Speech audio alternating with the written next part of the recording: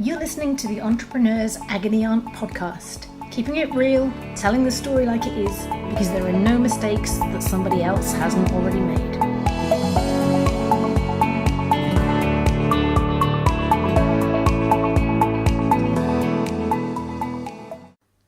Hello, I'm Vicky Brock, and you're listening to the Entrepreneur Agony Aunt podcast. My guest this week is Wendy Lea, CEO of Cintrifuse, a public-private partnership designed to build a tech-based economy in the greater Cincinnati region of the Midwest of the United States. With a passion for entrepreneurship, Wendy is an angel investor, board director of Techstars, and has a deep experience of operating high-growth venture-backed startups. Prior to her role at Cintrifuse, she served as CEO and executive chairman at Get Satisfaction, which was acquired in 2015. She's been honored as a woman of influence in both Silicon Valley and San Francisco. But I first saw Wendy speak when I was a new CEO with a startup business that was just starting to take off.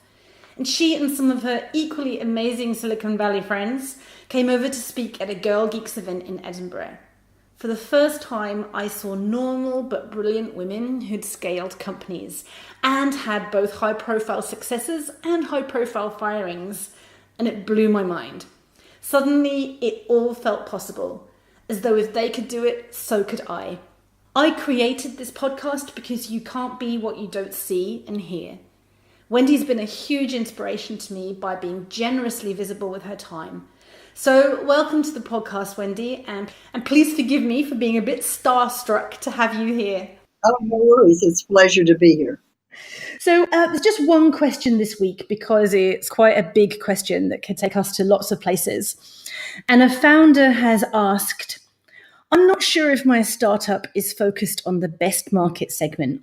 We initially built a solution for people like us, students and recent graduates, but for our business to really scale, we need to look beyond this. Where and how do we start to move into market segments we don't understand yet? And how do we know which makes the most commercial sense to focus on first? Where do we look to for help and advice, given that we've learned most of what we can from the people in our immediate world? So a pretty huge question and pretty much sums up all of startup life, I suspect. But before we dive in, could you perhaps tell us a little bit about your journey and what makes you tick as an entrepreneur and activator, if activator is even the right word? Yeah, sure. So let me start with that, a little bit about me that will certainly inform the answer to the question from one of your students about what market to pursue. So I have been an entrepreneur since 30, and the time from college until 30, I was actually getting groomed by larger companies, companies like General Foods and companies like Allstate Insurance Companies. So, girl from the deep South, not raised with entrepreneurial parents or with an intention of being a startup entrepreneur. Really, though, what always drove me, my North Star, was to be independent. Mm-hmm. And independence to me did not look like financial independence, actually. It just meant think for myself, make choices, pursue choices, succeed, fail, learn.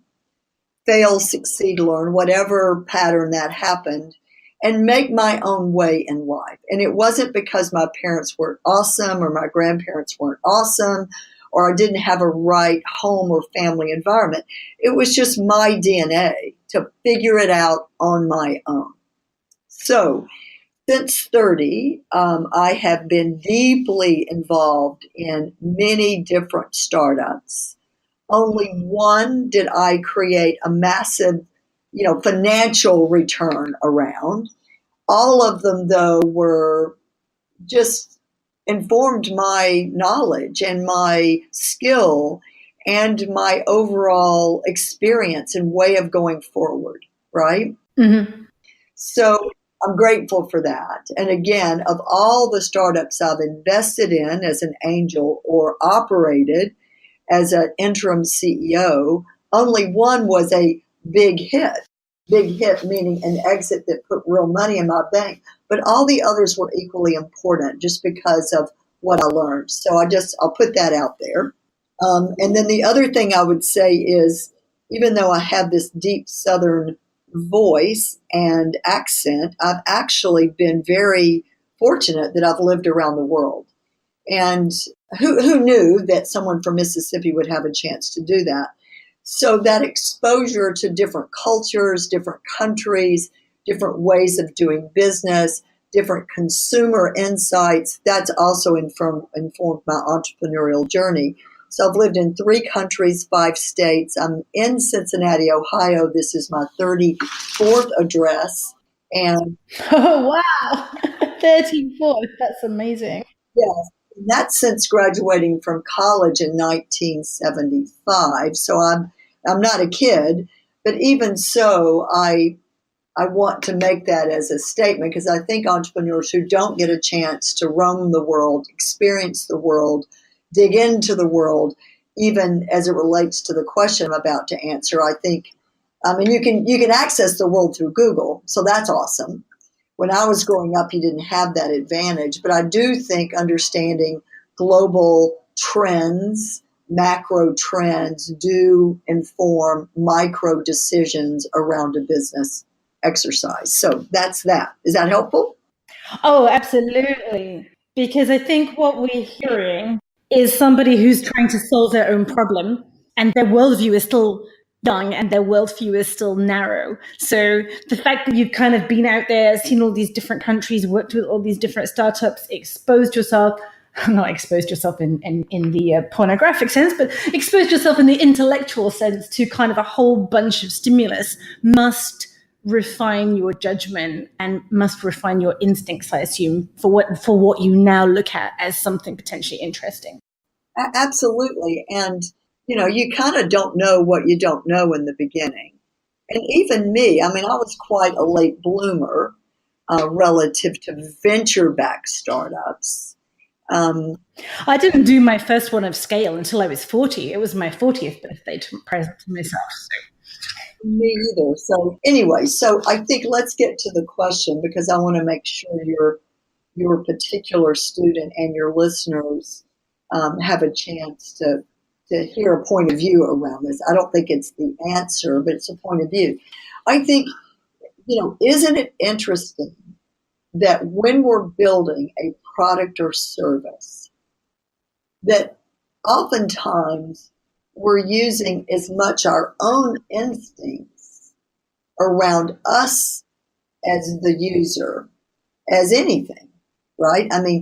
Both information and instincts and insights, but it is about us solving a problem that we've experienced. And then we've decided, I'm talking about the company, we've decided that we're going to go and create a solution to the problem that we've experienced. And, I don't think there's anything wrong with starting there. And in fact, part of me would say, where else would you start? Because if you don't start with deep understanding of a problem, either that you've researched or that you've experienced, I think you don't have any passion about it.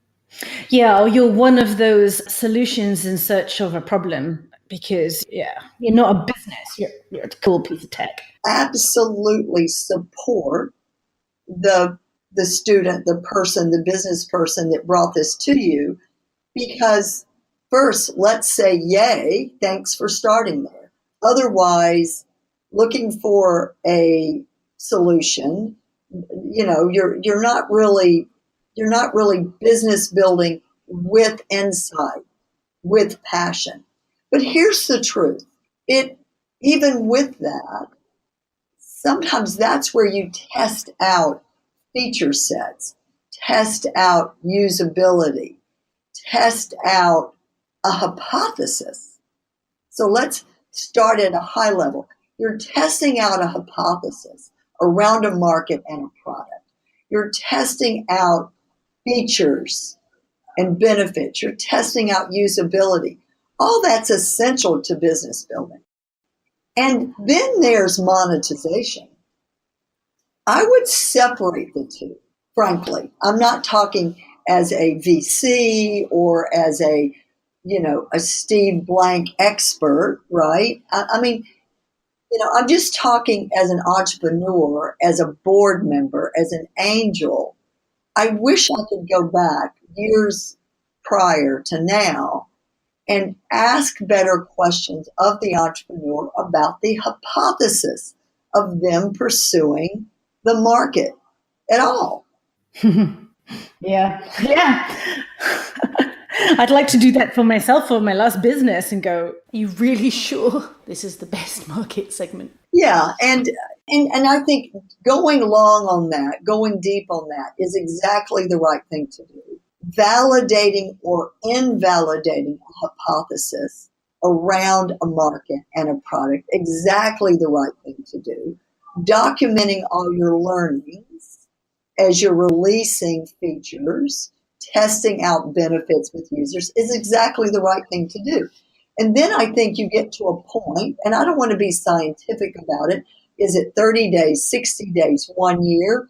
It probably depends on your team and runway, or runway can equal time you have to dedicate to the market and to the problem and to the service, or maybe money, or maybe a little bit of both, but you don't really know.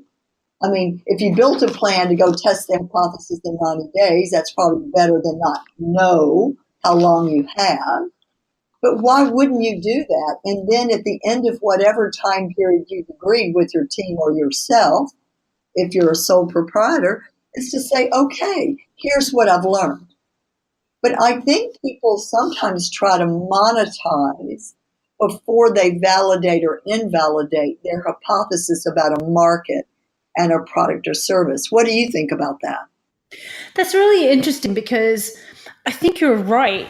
But I think it could be either a misunderstanding or a misdirection in terms of what validation looks like, as though the purchase and the monetization is the proof point for validating the market. Like, can you get them to buy something, buy anything? Well, I look back at my last business and I know I made a mistake, or I didn't sufficiently understand my buying unit and that decision-making unit, but I could get them to buy something, anything. I could monetize it. I just couldn't monetize the bit that made a scalable business with what my proposition was. And actually, perhaps if I'd kept running that hypothesis across different discrete little buying units, I would have found a better segment, and then I could have started testing what my price point was. By trying to do it all together, I think I actually invalidated my own experiment. Yeah, good point. I think that's very well said. I think buying is different than using. Yeah. Because from to buying, there is a business model. And that's, is it freemium? Is it enterprise? How is it packaged? How is it priced? I mean, again, I'm speaking from problems I've created for myself, even when I was interim CEO or leading a company. I never really dug into that. I didn't really, frankly, understand the different phases of validating or invalidating a hypothesis. I mean, I think I learned that later in life, that, I just felt like, you were testing something. You were testing through a freemium model, and then you would try to convert. So you were just putting a product or service out free, doing a lot of low-cost marketing, and then you were trying to convert later. And I'm not saying that was wrong, but I'm thinking I should have just stayed more patient and more focused on what my original hypothesis was, or at least asked that of the team I was leading. I mean, I got excited, right? Because I'm very commercial. I could sell ice to Eskimos. So if team could build it and it was generally in a market that we understood, why not give it a go? That's that whole thing of fail fast, right? That's that whole thing of test a lot. So again, there's a little bit of a paradox here, right? I think again, hindsight's always so perfect.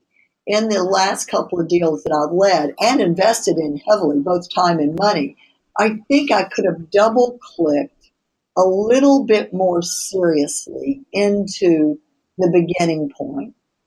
And even those customers that were using whatever we had free, I could have done more research into why they were, instead of just do a freemium page in the website and expect them to convert. And it's right? Oh yeah. You know, but testing feels so good, right? Testing feels like you've made like really serious progress as a CEO. It's like, yep, I've thrown this up there, we've done work and we've gone fast, and now I have like this whole site up there and we've got 10,000 users signed up, and this proves something. I know, and I did it too. Yeah. And by the way, it doesn't even matter why I did. I had a sense of urgency. This was a business that was already in play. It was very high profile. And I said to myself, if you can't monetize all those free users, which were businesses, not consumers, I mean, come on, you're not worth your salt. So, but it always, not always.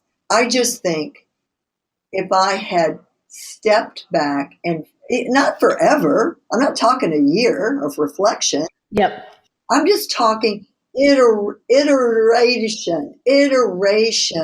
of hypothesis, testing back to the hypothesis, and not, driving the whole dev team and the whole marketing team to build a good enough product, to launch a good enough website, to launch a good enough website on the pricing and packaging side.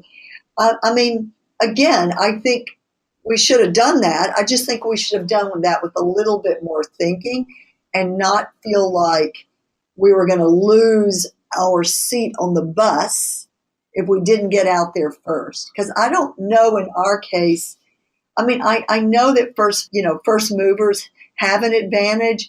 In our case, the market that we were pursuing was already very noisy, and the incumbents, the more traditional enterprise players, already had a strong lock on the market. So we needed to think through the market more seriously. Does that make sense? Oh, it makes complete sense. It's kind of like the first mover advantage, I personally think, is greatly exaggerated, the advantage of that, especially for a startup, because you spend so much money educating the market and educating everybody else around you that if somebody, just by pure maths of how much funding they have, if somebody comes behind you better funded, they're just going to move past. Whereas if you're in that already noisy environment, especially enterprise, then you almost have got the luxury or the advantage of just digging a niche or digging out 3 niches and going deep, deep, deep, deep, deep and owning that specialism extremely well. By the end of my last business, I thought I'd made the mistake of trying to be a little bit great for everybody as opposed to absolutely amazingly awesome for one user group. And I sat at the end trying to rebuild that niche. But if I'd done it at the beginning, if I'd done it on paper, if I'd done it in the first 3 months or 2 months or 6 weeks, it would have saved a lot of time and money and a lot of build effort that eventually became demoralizing. Yeah, exactly. I totally agree. So let me make a few points around that. First of all, the whole notion in a venture-backed startup, or it could be bootstrapped, it doesn't have to be venture-backed, but all the rhetoric, all the blog content, all the smarty pants around the world who like to talk about product market fit, I mean, this is non-trivial. And this is more around a SaaS business, so forgive me, but you can't really get to product market fit or market product fit unless you're pretty thoughtful.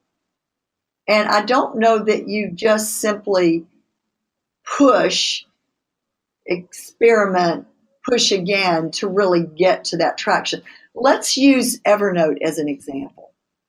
And Evernote has been challenged in the last 24 months or so, but in the early days, they were very focused on product market fit and who converted and who didn't. And they were quite proud of people coming back to what was a free product at the time. Maybe it still is. And their product roadmap was built around that repeat usage. And I remember the CEO going around the world talking about it, about what he was finding. And it was kind of against the traditional memes about a freemium model.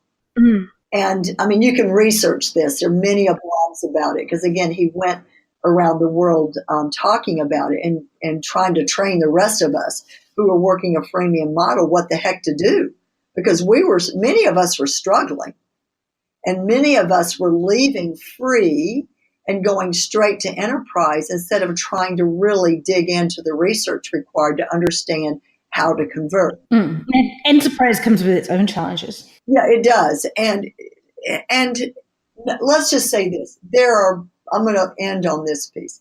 There are so many assumptions that I, as a CEO of a very hot, high-profile, freemium startup, venture-backed startup, there were so many assumptions I made. Good gosh. And because I wanted to execute. And let's talk about why I did. We needed to monetize.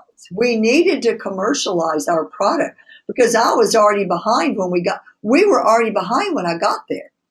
You know, I had to soft circle some money at the very end to even get, I mean, I was in the corner, back to the corner before I even started.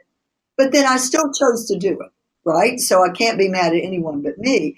But instead of really sitting with the founders and understanding their hypothesis and doing a lot of the why questioning and trying to really understand, I ended up skewing the product and our market motion more to enterprise simply because that's what I understood.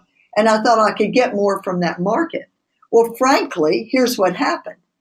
We didn't even get definitive with enterprise, problem number one. Number two, because there were many use cases. I had a marketing use case, I had a sales use case, and I had a service use case. I wasn't definitive, problem number one. Problem number two, I didn't really understand, this is the biggest problem, was the product even able to do that sustainably? Go to enterprise. That was a big problem. And remember, I wasn't well capitalized. I didn't have a lot of runway. So those are just a few things. I skewed what was going to be a consumer model to an enterprise model. I skewed it without a lot of thought. I skewed it without a very specific use case. I skewed it towards hurry up, got to commercialize, got to make money. I was more thinking about profitability than top line growth, which, by the way, did not suit the investor profile that we had. I mean, I made so many mistakes. So the net is your students, I would just ask to, crawl before you walk and walk before you run, which is not to say take too long, because there is the right sense of urgency we should all carry. But I think it's a time to really think through what we're doing, for whom, and why that it might be valuable to them. And then, do a lot of testing. Does that make sense? Oh, absolutely. I mean, it seems like it's about now moving past what you know and trying to explore really quite systematically and quantifying it as best possible with real data, as in you've really spoken to people, and real data as in you've really done the math around how many of them there are, to look at not just, you kind of said, oh, I went for enterprise. Well, I kind of went like, yeah, enterprise retailers, as though they're a homogenous group, as though you could ever understand enterprise retail as a buying unit. No, I mean, even as I drilled down and down and down, into that, you suddenly got characteristics of things that the job titles that this worked for and didn't work for, size of businesses that this worked and didn't work for, buying units, state of maturity. I mean, it took me years to realize the best prospects were prepping themselves up for sale. But that's like really deep knowledge. I think the student business that raised the question, I think they have one of the challenges of, at the moment, they don't know enough about the wider business world and the different possible market segments. And they're going to need to expose themselves somehow to a network, whether that's through an accelerator, whether that's through getting out to events, whether that's kind of joining up with some communities to find exposure to different types of business and different types of people with experience. Hopefully, I shall advise them on this, hopefully without giving away too many seats at the table in the process, by thinking about this as a structured process of getting advice. One of the things I get asked by listeners all the time is for book recommendations. And I know when we were talking earlier, you had some very specific thoughts on this. Perhaps you could share those as we come to a close? Yeah, I think Steve Blank, The 4 Steps to the Epiphany, which was 2005, or The Startup Owner's Manual, written in 2012. Steve Blank, Blank, he is the king of customer development. That's what he's known for. And had I even stopped for a minute to read or review that book, and it's a big book, right? It can be a little overwhelming to look at, but he details this in lots of by step. And if there's any book that I think your students and your colleagues should read or have as reference, it's that one. No one does it better than Steve Blank. And that's so true, because people talk about the lean startup a lot, although that is starting to wane in its appeal, certainly from the markets that I'm seeing. But that was all based on the 4 steps to the epiphany. And Steve Blank has got some amazing resources out there, still like little videos where he's broken it all down, talking about different aspects of that book. It's really worth pursuing, even though it's an older resource compared to some of the ones out there. It is the one that the blueprint has kind of been based on, I think. There's no question. And every time I'm with him, which sadly is not often these days, I learn every time. Either something I know for sure gets pulled back to the front of my mind, or there's a nuance that for whatever reason I missed as an entrepreneur, right? I mean, so it's not just the 1 + 1 = 2, although being reminded that there is a playbook is helpful. There are nuances to it, meaning to a customer development methodology. And I think that's what you're talking about.